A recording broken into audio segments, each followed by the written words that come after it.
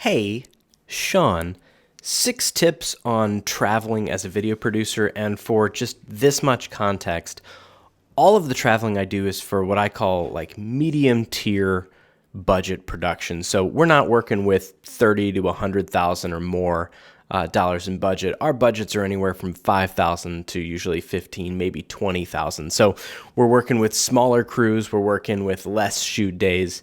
And we're working with clients who don't have a lot of extra padding in the budget. And so we really want to make it count for them and make it worth their while. So tip number 1,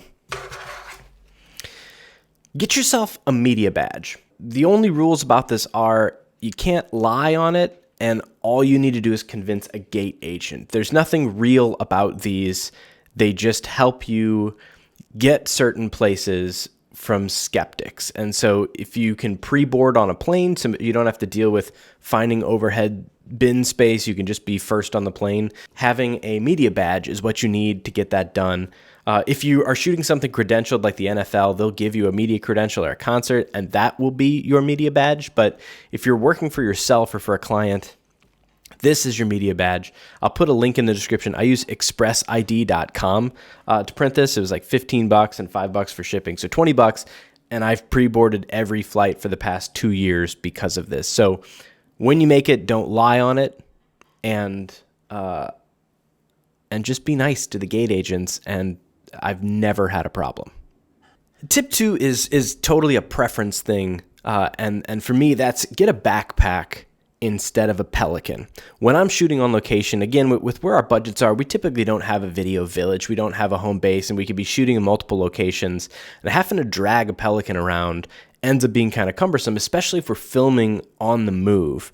And so having a backpack, all my gear stays on my back, which is the safest place for it. A lot of times I don't know a lot about these places. When I went to Burkina Faso in Africa, I didn't know anything. I didn't want to leave all my gear anywhere. And so being able to put my gear on my back seemed like the safest place in Detroit, in DC, in Burkina Faso, anywhere. And on a plane, the backpacks can fit underneath the seat in front of you, so you can bring 2 carry-ons, have all your camera gear with you, and that goes a long way to my peace of mind. So for me, backpack is better than a Pelican. Number 3, have a way to back up your footage. For a lot of people, this is a laptop. I don't have a laptop because I cannot handle a laptop. If I have a laptop, I will edit and work everywhere. For just a few minutes, I can't even like sit down and watch TV without getting out the laptop and starting to work a little bit. And so I have a desktop so that when I'm standing here working, I'm standing here working. And when I'm not, I'm not. But when I travel, I don't want to put my memory cards in some Dell in a business center. And I was buying laptops and then returning them after a week, which you're technically allowed to do. But this isn't paid or anything. Obviously, none of my stuff is paid. But the Narbox finally came out after like a year after my pre-order. And this thing is awesome. I can back up all my footage, not only to the built-in hard drive, but to any other multiple hard drives that connect to this simultaneously. So I shoot on SD cards, put my SD card in, and I have 2 other external solid state. I've got a Samsung T5 and a G Technology G Mobile.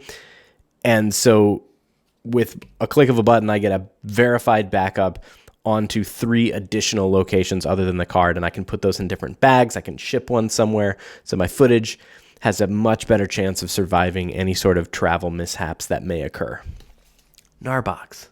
Number 4, and this is one I learned the hard way, keep your cables inside of little bags inside your big bags. Typically when I shoot around St. Louis, I just throw my cables in my bag because it's easiest to pop them out. But when you're traveling, the stakes kind of get higher where if you pull something out of your bag and a cable pops out, ends up someplace else, you're just done. You don't have that cable anymore. And so that could be something you can't charge, power, that could be a monitor you can't link to your cameras, or an audio cable that was essential. And so I try not to bring a bunch of redundants, but I've used a lot of different bags. The backpack that I use is an F-Stop Ajna. And these little bags, again, I'm not paid by F-Stop, but I like these F-Stop cable bags more than the Think Tank ones because these are much more pliable.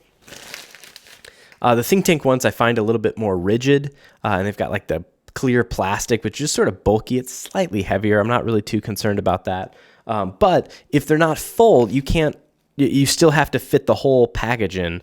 And if these aren't full, which this is all my monitor cables, I can just sort of fold it down out of the way and shove this into whatever space it needs instead of whatever space the case is. So these f-stop bags are really good. You know what else is really good? Crown Royal bags. Maybe it's the saxophone player in me who played in different jazz combos. I find that jazz musicians have a ton of these for whatever reason, and I never met anyone who really drank Crown, but we've all got tons of Crown Royal bags. But these things are soft, they're nice, they are really, really light, and they look kind of cool. So get a Crown Royal bag, or ask an adult to get one for you, and these things go a long way too. On the subject of bags, I have these battery pouches, which are these fiberglass fireproof bags that I keep all of my lithium-ion batteries in. And so I've never had a battery explode on me or smolder or anything, but if one does, the damage will be contained inside this fiberglass bag. And so, yeah, when you're on a plane and the pressure is different and all that, and you don't want to, have a fire on a plane, that's one thing. But also just preventing my bag from lighting on fire and burning other gear or starting a big problem. These little lithium-ion bags are great for actual storage. These perfectly fit the Sony LP batteries, which power most of my monitors and audio gear.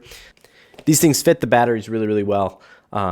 So it's also like I have a charged and a dead pack, and I just switch them from one to the other, and they pack down pretty small. But a little peace of mind, little organization goes a long way for me anyway. And lastly, when I travel, I always ask myself the question, what is okay if it gets lost? Again, on these budgets, we don't have a few days beforehand to really get set up before we start shooting. We're flying in the night before, we're driving in the night before and filming that next morning. And so if stuff gets lost, there's not a lot of time to go rent it and replace it and things like that. And a lot of times we're shooting in places that don't have a rental house like the big cities do. And so I always try to think about what gear is essential to still have. And if something gets lost, if I'm flying and a checked bag takes an extra day to get to me and I don't have it for the shoot, what can I replace? And so for me, that's things like stands, tripods, and even lights. You can go to a hardware store and end up in a pinch making some stuff happen if you absolutely had to.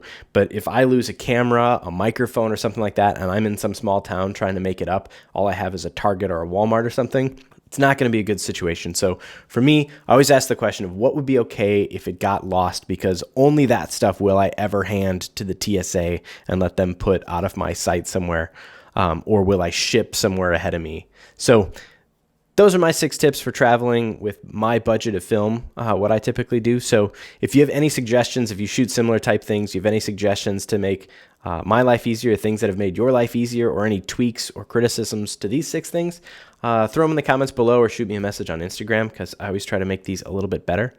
And lastly, I don't do this often, but consider subscribing.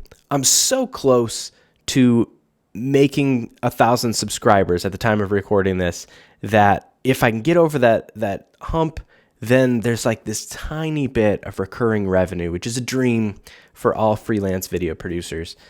So if you want to be a part of that and help me out, I'd appreciate it. If this is helpful to you, consider it. Thanks for watching. See you later. Bye.